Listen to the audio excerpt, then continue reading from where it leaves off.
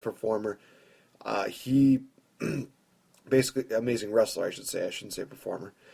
EC3 was talking about how he liked to win, how he liked to be a winner, and that when he won the world title, it felt really good. And he admitted that he just acted like a piece of shiza or shit, as a lot of people would say. He just was not in the right state of mind, and he doesn't expect. I think he was saying that doesn't expect the fans to forgive him, but you know he was admitting he was human, and he was admitting that when he was wrong, he was wrong. And then he turned his attention to Matt Hardy, and again, great promos where he talked about, you threw everything at me. You threw your wife, you threw my bodyguard, you threw tables, ladders, and chairs, but I still kept coming back. It's ironic that the thing that kept me down was the thing that I fought for the most, and that was the world title. And I'm going to tell you right now that next week when we're in the UK, I'm going to be on you like, your shadow. That he's going to be everywhere, he's going to be looking for you, and he is going to find you. So you can definitely tell they're going to have a rematch between EC3 and Matt Hardy in the very near future. I'm looking forward to it. I am hoping that EC3 gets the title back. Because right now, Matt Hardy as a heel, if he has a manager, he's okay. But I just don't think that Matt Hardy really needs the world title anymore.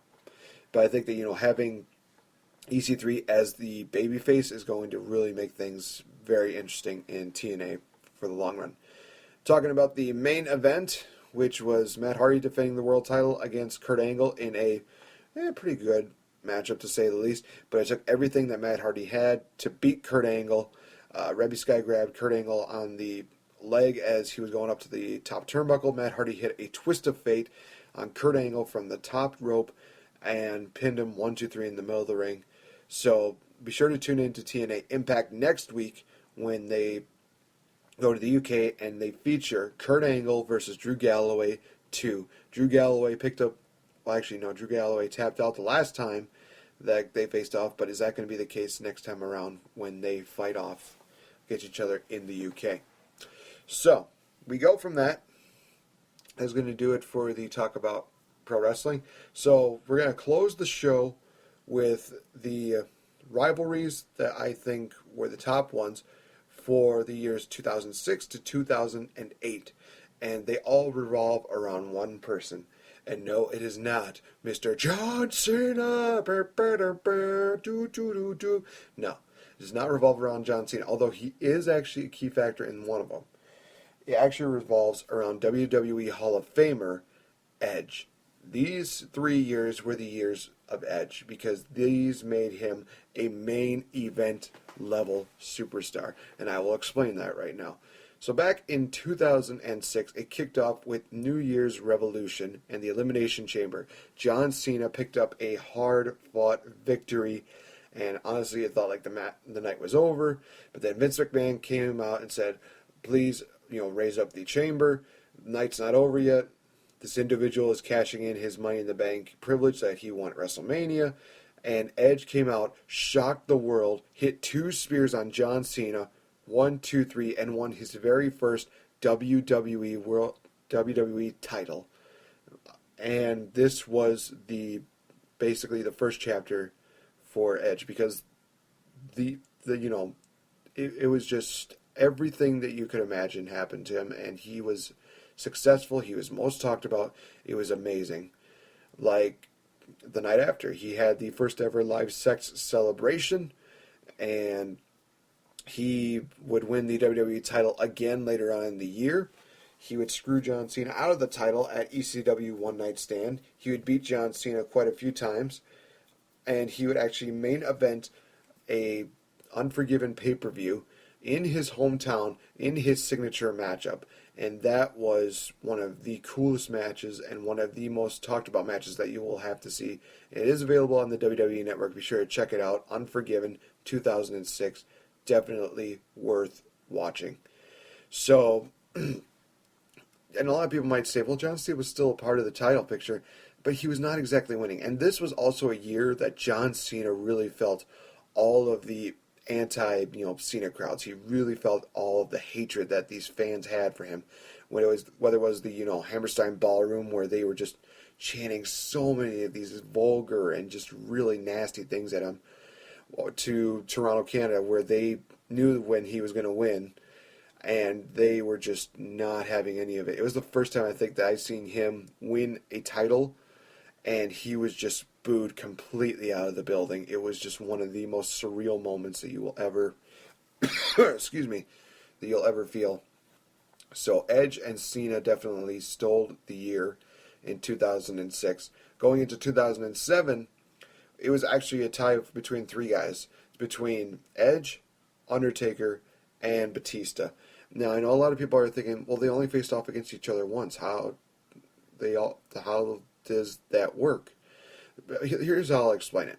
WrestleMania kicked off with Batista versus The Undertaker. Had a great matchup. That definitely should have been the main event.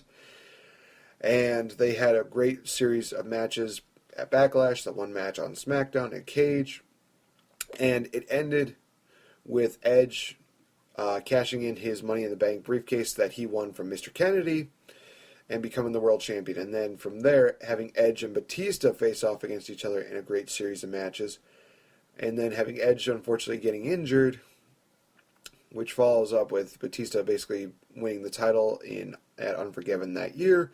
And then having the rematch between him and The Undertaker at Cyber Sunday. Finally, having it all escalate into a triple threat match at Armageddon. Everything that worked with these feuds were just phenomenal, honestly. I mean, it really sucked that they got injured when they did, but at the same time, it just somehow just seemed to fit. It just seemed like everything worked because you had, basically a tremendous win with The Undertaker winning against Batista. You had Edge winning the world title against The Undertaker, giving him his biggest, victory to date. You had Batista winning the world title back after being, shamelessly, almost taken out of the title picture for a while. And then having the rematches with him and Taker, having Edge get involved in the mix, and having that great triple threat match at Armageddon, which Edge won.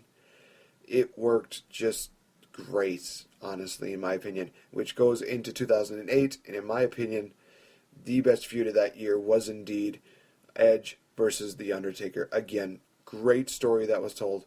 Undertaker won the Elimination Chamber matchup at the No Way Out pay-per-view. Edge was the heel champion going into WrestleMania, and he apparently had another pinfall victory over The Undertaker. I think it was a 3-on, 4-on-1 handicap match or something like that, and Edge hit a spear on Taker for the 1-2-3. But this time at WrestleMania, Undertaker, got hit with the spear, but then he locked in the Hell's Gate, which eventually got banned, and Undertaker just kept getting screwed time and time again, and got banished by Vicky Guerrero, who was the SmackDown GM at the time.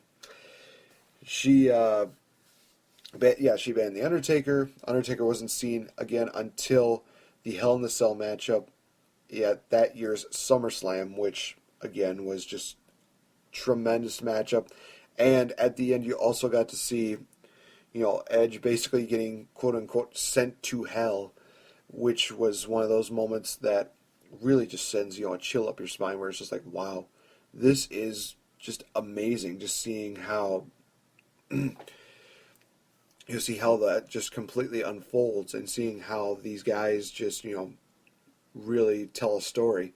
So Edge was definitely the guy that really made these 3 years just so memorable and made it so, great and proud to be a wrestling fan. So looking forward to seeing how things go with the years that go by.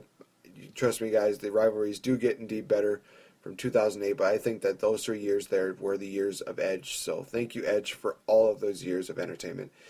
Well, unfortunately, that is going to wrap it up for Pro Talk Wrestling this week. Be sure to follow me on Twitter at Pro Talk Wrestling.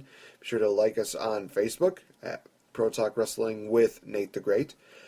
Be sure to check out, like I said, AJ's Belts for great deals on belts, and for a limited time, you get to Get the NWA World Heavyweight Championship belt for $199.99 with free shipping. Only available in the United States, unfortunately. Just email them, let them know about Pro Talk Wrestling, and they will do the rest.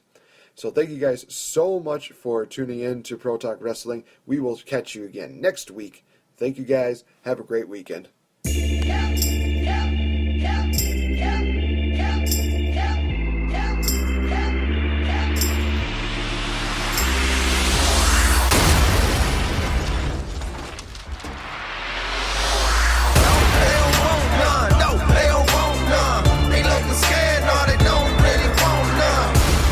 Southern boys with the farmer strength. Ain't nobody man enough to feel the pain. And you could be next. You better give respect. Cause ain't nobody breaking this redneck.